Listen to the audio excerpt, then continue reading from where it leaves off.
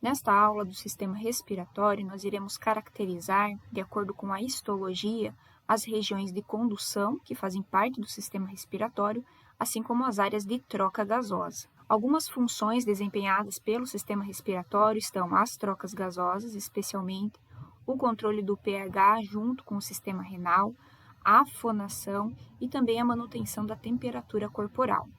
Nós temos, então, uma divisão funcional do sistema respiratório em vias aéreas de condução, que são os locais em que estão preenchidos com volume gasoso e que são responsáveis por conduzir o ar até a região em que efetivamente os gases serão trocados entre o sistema pulmonar e o sistema de vasos, o sistema sanguíneo. Então, as vias aéreas de condução, elas correspondem ao seio ou cavidade nasal, esta região apontada especificamente aqui, a nasofaringe, região posterior à cavidade oral. Além disso, laringe, a traqueia, então um tubo bem longo formado em sua parede por anéis cartilaginosos. Posteriormente, os brônquios principais, duas ramificações terminais na região da traqueia e gradualmente ramificações que nós denominamos então de bronquíolos até bronquíolos terminais. É importante entender que a partir da traqueia se tem então as ramificações nesses brônquios até os bronquíolos terminais e que o diâmetro da região dos brônquios até os bronquíolos terminais ele vai reduzindo. Então significa que essa sequência de tubos se tornam cada vez mais finas, e a parede, a estrutura que forma a parede desses tubos também apresenta modificações. Isso de acordo com a função de cada um desses segmentos, e nós vamos ver então qual a variação na composição da parede desses tubos. Outra coisa importante, qual a função dessas vias de condução? É a acomodação do volume de ar inspirado. Em qual sentido? Umidificação, então o ar a partir do momento que ele é inspirado, ele precisa ser umedecido e ele precisa ser aquecido para que esse volume de ar consiga chegar até a região de troca, porção final, desses segmentos, e então possa ocorrer a hematose, a troca, sem nenhuma complicação. E quais são as vias aéreas de trocas efetivamente? São as regiões dos bronquíolos respiratórios. Nessas regiões existem alvéolos, que é onde ocorre efetivamente a troca. Por isso é considerado uma via de troca. Ductos alveolares também apresentam alvéolos, por isso são regiões de troca. Sacos alveolares e os alvéolos. Então, todas as regiões que apresentam os alvéolos são consideradas áreas de troca. São locais, então, em que se tem uma camada de tecido muito fina e que estão em contato com os capilares sanguíneos, permitindo a troca de ar entre a região dos alvéolos, o interior dos alvéolos e o interior dos vasos capilares. Então, vamos iniciar caracterizando a primeira porção da via aérea de condução. Então, a região do seio nasal, ou também conhecido como cavidade nasal. Essa região é subdividida em 3 porções. O vestíbulo, que é essa região inicial dessa cavidade nasal, e que nós temos, então, a continuidade do revestimento da pele nesta região. Então, nesta região em específico, existe um epitélio estratificado pavimentoso. Esse epitélio ele pode apresentar algum tipo de queratinização dependendo da espécie animal. Além do vestíbulo, está outra região que é a área olfatória. Então, a região onde ocorre efetivamente a transmissão do processo de olfato para o sistema nervoso central.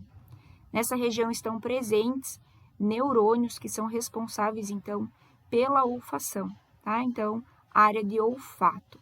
E, posteriormente, a área respiratória, que é o restante, que está, então, revestindo o restante da cavidade nasal ou do seio nasal. Falando um pouco mais sobre o vestíbulo, que é essa primeira porção, então, da cavidade nasal. É um orifício nasal, relacionado, então, com as narinas, essa região das narinas especificamente. Tem esse epitélio estratificado pavimentoso, que em algumas espécies animais pode apresentar um certo grau de queratinização. Estão presentes também as vibriças e glândulas sebáceas e sudoríparas nessa região, então, compondo o vestíbulo. Então, a outra porção, a área olfatória, que é responsável efetivamente pelo olfato, então aqui, está localizada dorso-caudalmente na região da cavidade nasal, né? Especialmente aqui, então, observando nos animais, região dorso-caudal da cavidade nasal. Nessa região, então, o epitélio de revestimento vai ser um epitélio com células basais, células neuronais, que são os neurônios sensoriais que permitem a olfação. Esses neurônios sensoriais, eles são quimiorreceptores. O que significa isso? Células que são sensíveis a várias substâncias químicas. Então, aqui, um esquema desse epitélio, as células basais, as células, então, que são os quimiorreceptores, que na verdade são células neuronais, né? Vejam que emitem vários prolongamentos nessa região, que são os locais onde estão, então, os receptores para substâncias químicas que estão passando nessa região, que é a luz da cavidade nasal. Além disso, estão presentes as células de suporte ou de sustentação, representadas aqui por essas células longas, né, células cilíndricas, dando esse suporte lateral aqui, essa sustentação para as células neuronais. Observem uma secção histológica, nós conseguimos ver, então, vários núcleos, né, esses núcleos dispersos em várias alturas. Então, nós temos aqui células que são as células neuronais, células que são as células de suporte, como também os núcleos mais basais, essas células que são as células basais. Observem, então, que nessa região apical, né, do epitélio de revestimento, esse epitélio que nós chamamos de epitélio olfatório, porque apresenta esses quimiorreceptores, nessa região nós vemos, então, diversas projeções, percebam que são como se fossem pequenos cílios. Na realidade, essas projeções aqui, elas são as terminações, essas terminações aqui das células, então, neuronais, tá? Que na realidade são dendritos.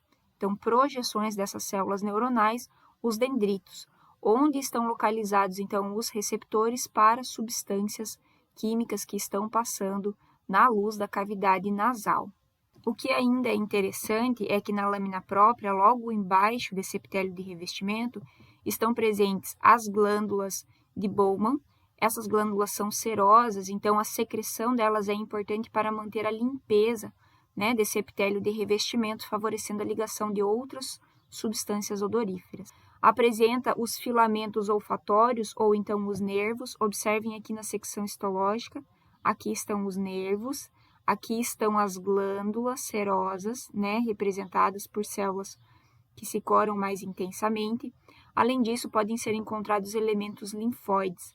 Lembrem, então, que nós estudamos, né, sobre os elementos linfóides do revestimento tanto da cavidade nasal quanto do trato gastrointestinal. Nesta secção histológica, novamente, esse epitélio olfatório, né, com os diversos tipos de células basais, células de suporte e também as células neuronais, quimiorreceptores. Aqui está um desenho esquemático representativo desse epitélio de revestimento.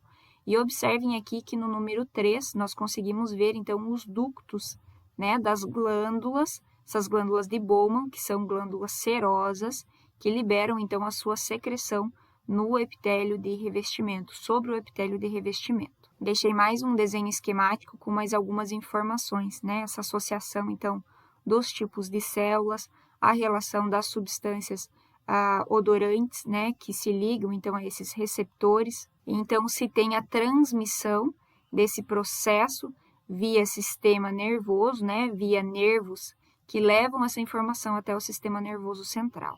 E então, a terceira porção do seio nasal, que é denominada de área respiratória. Essa área vai ser composta, então, por um epitélio pseudoestratificado, cilíndrico, ciliado.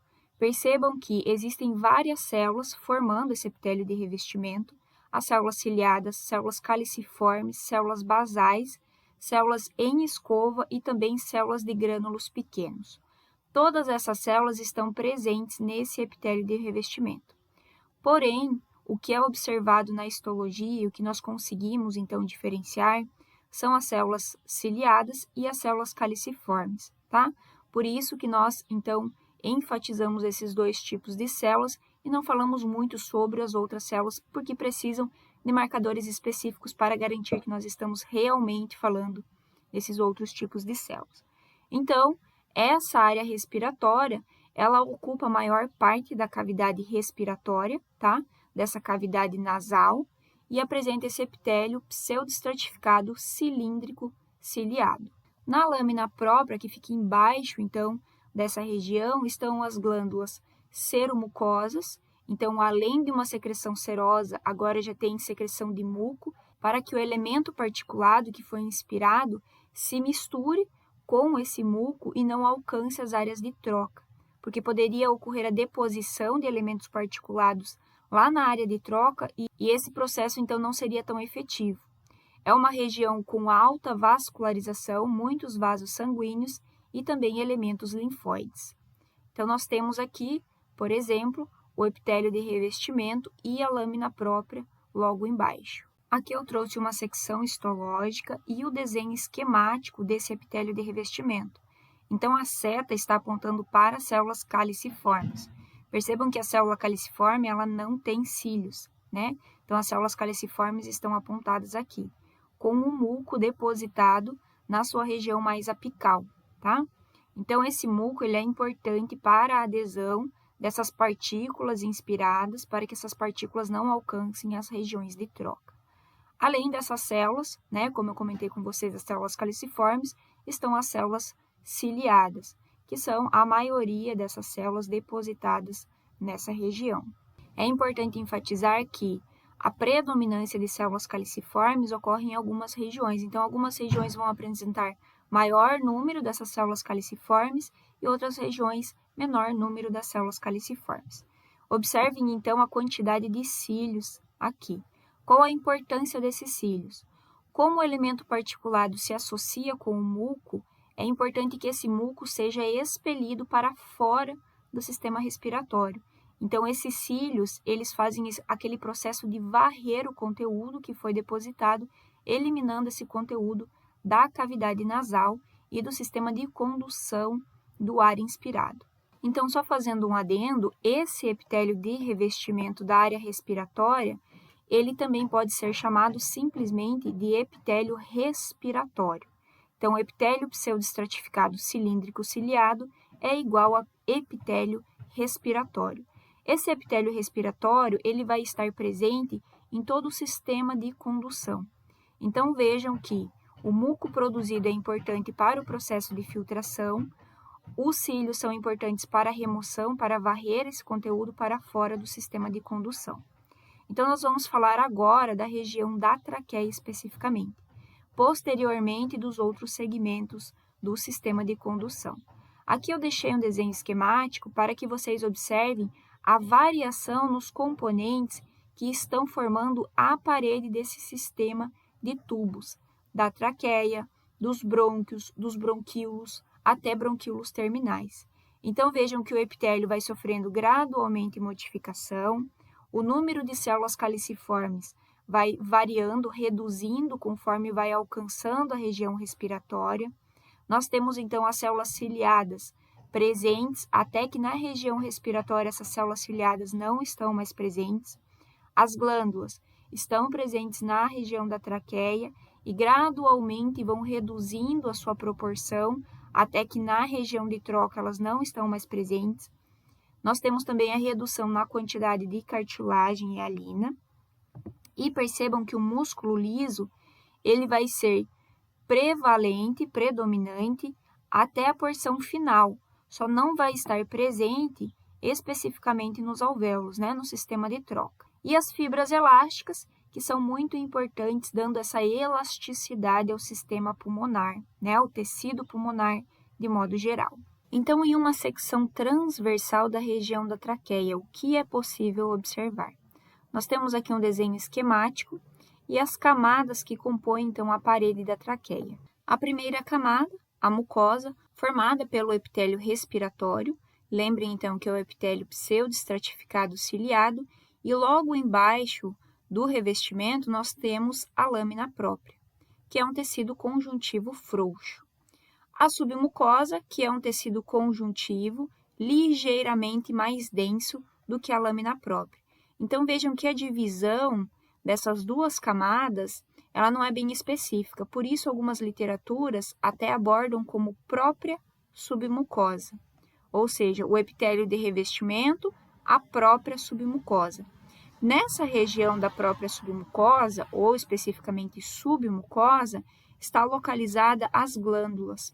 Essas glândulas são seromucosas, secretam então conteúdo seroso, assim como um conteúdo rico em muco. Além disso, a terceira camada, a camada da cartilagem hialina, que forma um anel, né, nessa região da parede da traqueia, mas esse anel ele não é fechado na sua região posterior. Então, nós não temos a continuidade da cartilagem hialina na região posterior. E, por fim, a camada adventícia, que é a última camada mais externa, que é um tecido conjuntivo que está associado, então, com a cartilagem hialina. Aqui eu tenho duas secções histológicas, uma secção histológica em que é possível ver todas as camadas, né, inclusive aqui a cartilagem hialina, então o epitélio de revestimento, a lâmina própria embaixo, o tecido conjuntivo da submucosa com as glândulas presentes, essas glândulas seromucosas, em seguida o anel de cartilagem hialina e posteriormente então o tecido conjuntivo associado a esse anel de cartilagem. Então aqui o epitélio de revestimento, esse epitélio respiratório, uma camada então de tecido conjuntivo, esse tecido conjuntivo um pouco mais frouxo, que já está associado à submucosa, né? Um tecido um pouco mais denso, que nós observamos então as glândulas seromucosas. Então aqui observando algumas células que são mucosas, outras células que são serosas. Percebam que em torno dessas glândulas está o tecido conjuntivo um pouco mais frouxo, né? E quanto mais distante, um tecido conjuntivo que é mais denso. Aqui, então, nós vemos novamente uma secção histológica com o epitélio de revestimento, né? Esse epitélio, então, respiratório. Vejam que estão sendo apontadas nessas setas aqui, G, C, as células caliciformes, tá? Então, as células com muco. E pela seta CI está sendo apontado os cílios das células ciliares, tá? Então, eu coloquei aqui cílio vezes fumaça e células caliciformes versus fumaça. Então, fumaça é um estímulo nocivo, né, para o trato respiratório. Ela reduz a mobilidade dos cílios, então, por isso que é comum que pessoas que são fumantes ou estão presentes em um ambiente com muita fumaça, elas tenham um acúmulo, né, de muco no sistema respiratório, uma respiração um pouco mais pesada. E nós temos, então, um aumento da produção de muco por essas células caliciformes, em função de que é um estímulo nocivo, né, favorecendo, então, essa produção de muco. Por isso, desse acúmulo de substância mucosa no trato respiratório. Nós vemos, então, a submucosa com as células, né, mucosas aqui, algumas células serosas dessas glândulas que desembocam o conteúdo na superfície, então, no epitélio de revestimento. Vejam aqui a cartilagem hialina, né, um pouco mais clara. Deixei esse esquema demonstrando, então, os tipos de células presentes que são possíveis de serem identificadas, né, mas lembrem que esse epitélio ele apresenta 5 tipos de células diferentes. As que nós mais comentamos, então, são as células ciliadas e as caliciformes. Então, a traqueia, assim como os segmentos, as suas ramificações, né, formando os brônquios, bronquíolos, são considerados a árvore brônquica. Então, gradualmente, como eu demonstrei nessa figura para vocês, nós temos uma tendência à diminuição da cartilagem da traqueia até o final dessas terminações, diminuição das glândulas, redução das células caliciformes e também da altura do epitélio. Então, o epitélio que vai ser mais colunar, gradualmente ele vai se tornando um epitélio mais cúbico até um epitélio pavimentoso. E o aumento do músculo liso e tecido elástico, como eu comentei com vocês. Aqui eu tenho duas secções histológicas em corte longitudinal. Então, não é um corte transversal, e sim longitudinal desse sistema de condução que nós comentamos aqui. Então, nós vemos algumas variações ao longo desse sistema de condução. O que é importante frisar é que essa mudança ela é gradual de uma região para outra, tá? Então, nós não temos uma área de delimitação. Então, algumas características nos dizem se nós estamos na região do brônquio, se nós estamos na região do bronquíolo ou se estamos em uma região de bronquíolo terminal. Então, eu vou abordar com vocês essas características desses segmentos, né, para a identificação, então, desses segmentos. Depois da traqueia, então, tem-se a ramificação dos brônquios. Vejam que os brônquios, eles são constituídos por brônquios principais, né, esses brônquios maiores, que gradualmente vão se ramificando em brônquios lobular e brônquios segmentar. O que muda dessas regiões especificamente? Na realidade, o diâmetro cada vez menor, né? E a constituição em relação aos tecidos, nós temos redução da proporção, então, da cartilagem e aumento de musculatura lisa. Aqui nós temos a secção histológica da região de um brônquio.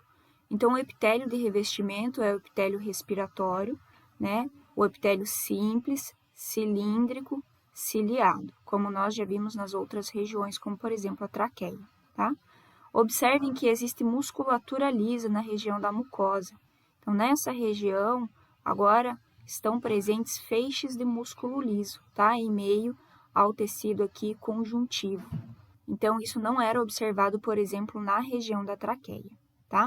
Além disso, a submucosa ainda apresenta glândulas, né, mucocerosas aqui presentes, mas em uma menor proporção do que observado na traqueia. Então, a musculatura lisa está presente e a redução gradual dessas glândulas mucocerosas. A cartilagem que está aparecendo aqui, ela é descontínua. Então, não é aquele anel que nós vimos na traqueia, né, como um todo. Se tem placas depositadas nessa região dos brônquios. E a adventícia, a última camada, vai ser de tecido conjuntivo com bastante fibras elásticas. Aqui uma secção histológica da região do brônquio com um aumento maior. Então, a gente consegue ver, né, o epitélio de revestimento, o tecido conjuntivo, a musculatura lisa, um pouco mais corada aqui, né, as glândulas da região da submucosa e as placas de cartilagem. Vejam que essas placas não são contínuas, né? Então, outra característica que possibilita a diferenciação do brônquio com a traqueia, em relação à presença da musculatura lisa e em relação a essas placas, só que agora descontínuas de cartilagem hialina. Então, essa imagem representativa, esse esquema, traz exatamente o que eu comentei com vocês. Percebam que a musculatura lisa, na região da mucosa, ela não está presente na traqueia e aparece no brônquio. E também a relação das placas de cartilagem, que na traqueia é contínua, enquanto no brônquio elas são descontínuas, né? Duas importantes características que nos possibilitam, então, a diferenciação. Percebam que o epitélio de revestimento, gradualmente, como eu comentei com vocês, ele tende a reduzir, né, o seu tamanho em relação ao comprimento das células. Então, vejam que gradualmente se tem a redução no comprimento das células. Isso em relação à traqueia, aos brônquios, aos bronquíolos, tá? Até a região especificamente dos alvéolos. Depois dos brônquios, né, então essa porção maior, de diâmetro maior, nós temos a região dos bronquíolos. Então, são segmentos, né, ramificações. Vamos observar o que caracteriza os bronquíolos. A ausência de cartilagem, então, observem que vocês não conseguem, né, identificar cartilagem na parede dessa estrutura. Glândulas também não estão presentes. Então, nessa região, se houver glândula, ainda não é bronquíolo, tá? E sim brônquio, uma ramificação do brônquio. A ausência dessas glândulas ou nodos linfáticos. Nessa região não se tem a formação daqueles nodos linfáticos, né, propriamente ditos. Estão presentes algumas células, né, do sistema imune, mas não formando os nódulos. Além disso, nós não observamos, então, uma grande quantidade de tecido conjuntivo. Percebam, né, que quase não é visível esse tecido conjuntivo em relação à lâmina própria, por isso delgada, tá? E posteriormente, então, uma grande quantidade de musculatura lisa. Então, todo esse tecido que eu estou apontando é músculo liso, tá? Esse músculo liso, quando ele se contrai, ele provoca redução do diâmetro dessa região, por isso uma broncoconstrição. Isso acontece em condições de asma. E quando essa musculatura lisa, ela se distende, né? Então ela relaxa, tem a broncodilatação, o aumento do diâmetro dessa região do bronquíolo. Então nós temos a regulação da passagem do fluxo de ar por essa região, pelo bronquíolo, de acordo com a broncoconstrição ou broncodilatação. E a porção dos bronquíolos terminais. Então vejam, nós estávamos no bronquíolo, agora um segmento ainda mais delgado, né, mais fino, o bronquíolo terminal. O que nós observamos nesse segmento, então? Vejam que existem pregas na região da mucosa, tá? Essas pregas bem características. O epitélio de revestimento, ele já está em transição.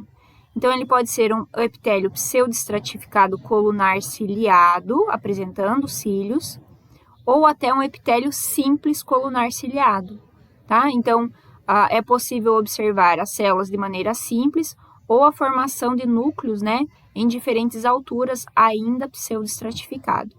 Percebam que nós não observamos células caliciformes, né, nesse epitélio. E outra característica importante, a presença, então, de musculatura lisa. A musculatura lisa ainda está presente nessa região. Nós conseguimos ver um pouquinho de tecido conjuntivo, né, frouxo, entre essas dobras, logo embaixo do epitélio de revestimento, caracterizando o bronquíolo terminal. Então, até aqui, nós estávamos falando da porção de condução, né? Não se tinha a presença dos alvéolos. A partir de agora, nós vamos falar da região que nós falamos que é a porção respiratória. Então, bronquíolos respiratórios, ductos alveolares, sacos alveolares e alvéolos. Todas essas porções, bronquíolos, ductos e os sacos alveolares, apresentam alvéolos, por isso são considerados porção respiratória. Então, aqui a primeira porção respiratória é o bronquíolo respiratório, tá? Deixei aqui porção respiratória. Vejam que a parede dessa estrutura, aqui a região do bronquíolo respiratório, ela é descontínua. Antes nós víamos uma parede sempre contínua, né? Agora, quando nós observamos a secção transversa, está presente a parede, mas nós vemos essas projeções, essa descontinuidade, que na realidade são a formação de alvéolos, tá? Então, nós temos já os alvéolos associados à parede, por isso de porção respiratória. Apresenta uma mucosa, um revestimento, e vejam que esse epitélio, ele é simples, cúbico e sem cílios. Então, nós conseguimos ver os núcleos bem redondinhos, caracterizando as células que são cúbicas, tá? E a lâmina própria, que fica logo embaixo, apresenta fibras elásticas. Nessa coloração de HE, nós não temos essa característica, né, das fibras elásticas enfatizadas. E uma camada bem delgada de musculatura lisa. Então, o músculo liso aqui está presente, mas em pequenas proporções. Vejam aqui na coloração, né, a musculatura lisa logo embaixo do epitélio de revestimento. E a característica principal, pessoal, a presença, então, dos alvéolos, essa mucosa ser descontínua. Então, por fim, nós falamos da região dos ductos alveolares. Então, percebam que os ductos alveolares estão aqui, logo depois dos bronquíolos respiratórios. Vejam que nessa região dos ductos alveolares já estão presentes vários alvéolos, né? O que são os alvéolos? São essas estruturas arredondadas, como se fossem bolhas, que apresentam um epitélio de revestimento responsável pela troca gasosa. Então, vamos ver a estrutura desse ducto alveolar. Aqui nós temos uma secção transversa, tá? E o ducto alveolar, a secção transversa dele está aqui. Então, vejam que não há uma parede, né, bem delimitada. O que nós vemos são regiões com mais tecido e alvéolos, regiões com um pouco mais de tecido e alvéolos. Por isso, ductos alveolares. Então, nesses ductos, na parede, se tem muitos alvéolos, né, várias interrupções. Essas interrupções são bem em maior número do que observado no bronquíolo respiratório. Além disso, estão presentes os coxins, tá, entre os alvéolos. O que significa isso? presença de fibras colágenas, presença de fibras elásticas, assim como de células musculares lisas. Então, aqui nós conseguimos ver essas estruturas. Então, são porções com grande quantidade, né, dessas fibras e células, como aqui, tá? E entre esses coxins estão, então, os alvéolos. Observem um coxinho aqui, um segundo aqui e o alvéolo entre essas regiões, tá?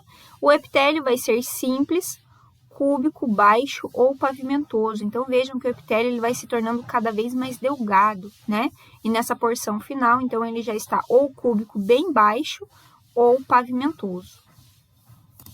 E, então, por fim, os alvéolos. O que são os alvéolos? São essas estruturas que nós percebemos aqui. Imaginem que o alvéolo é um balão, em que nós temos a secção desse balão e só observamos a parede desse balão. Então, o alvéolo são essas estruturas arredondadas, preenchidas por ar e que se tem a troca gasosa. Como ocorre a troca gasosa? Percebam aqui, eu tenho um alvéolo nessa região e um segundo alvéolo nessa região. A parede desse alvéolo é formada, então, por um epitélio de revestimento pavimentoso. Em meio a esse tecido tem um vaso sanguíneo e logo aqui mais um alvéolo, um epitélio pavimentoso. Então, como ocorre a troca gasosa? O ar, o oxigênio, né, esse gás especificamente, ele se difunde para dentro desse capilar. Então, o oxigênio se liga ao eritrócito, a célula vermelha. Lembrem que no interior das células vermelhas estão as hemoglobinas, né? E então se tem a oxigenação desse sangue. Enquanto isso, o CO2, então o gás carbônico, sai de dentro dos vasos para os alvéolos, e então vai ser expirado. Então, nós chamamos essa região em que a parede de um alvéolo está próximo da parede do outro alvéolo e entre meio a essas duas paredes, essas mucosas, estão os capilares, de parede ou septo interalveolar, porque está entre dois alvéolos.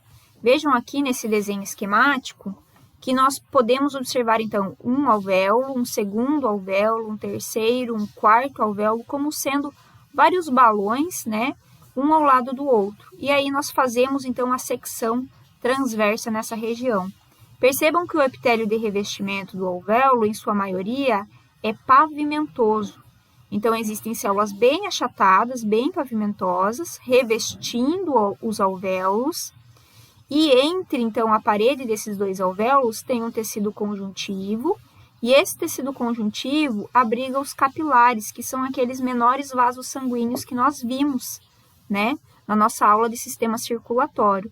O que nós conseguimos ver aqui? O alvéolo, o segundo alvéolo, a parede dele constituído por células pavimentosas, e então aqui em vermelho nós conseguimos ver que são vasos capilares, cheios de células, né, os eritrócitos sendo oxigenados nessa região, ocorrendo o que nós chamamos de hematose.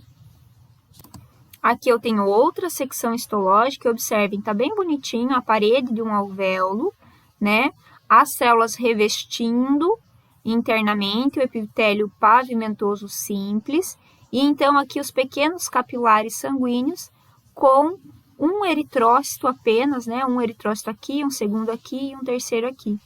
Vejam, dentro dos capilares. Esses capilares são tão delgados que eles comportam apenas um eritrócito passando por vez. Não consegue passar dois eritrócitos um ao lado do outro. De tão delgados. Isso é importante para que ocorra a troca de gases aqui muito rapidamente.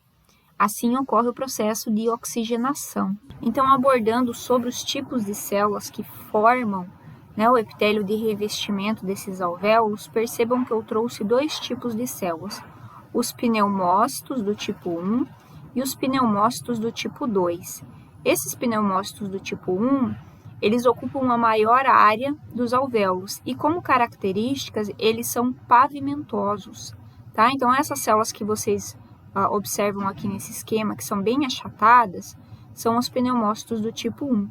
São as células que estão, em maioria, em contato com os vasos sanguíneos, né, com os capilares, onde está ocorrendo a troca. Então, passa o oxigênio de dentro do alvéolo para o capilar.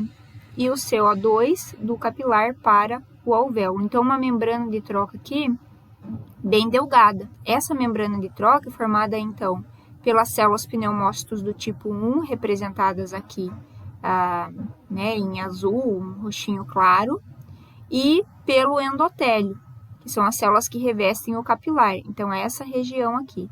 Vejam que é uma camada bem fina, bem delgada.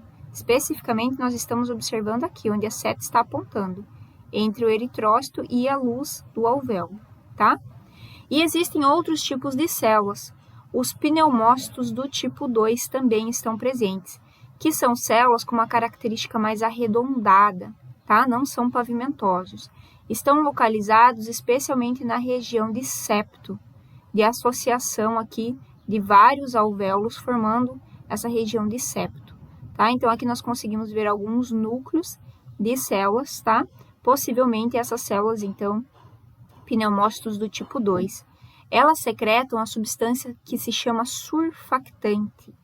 Essa substância faz com que reduza a tensão superficial do líquido que está revestindo os alvéolos, facilitando o processo de distensão dos alvéolos durante o processo inspiratório.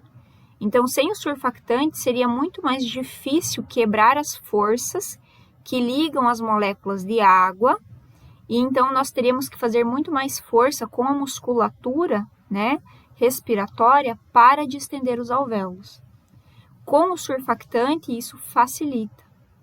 Então, nós temos esses dois tipos de células presentes. Além disso, são encontrados aqui outras células que são os macrófagos. Esses macrófagos, eles são responsáveis pela fagocitose de elementos particulados que alcançam os alvéolos.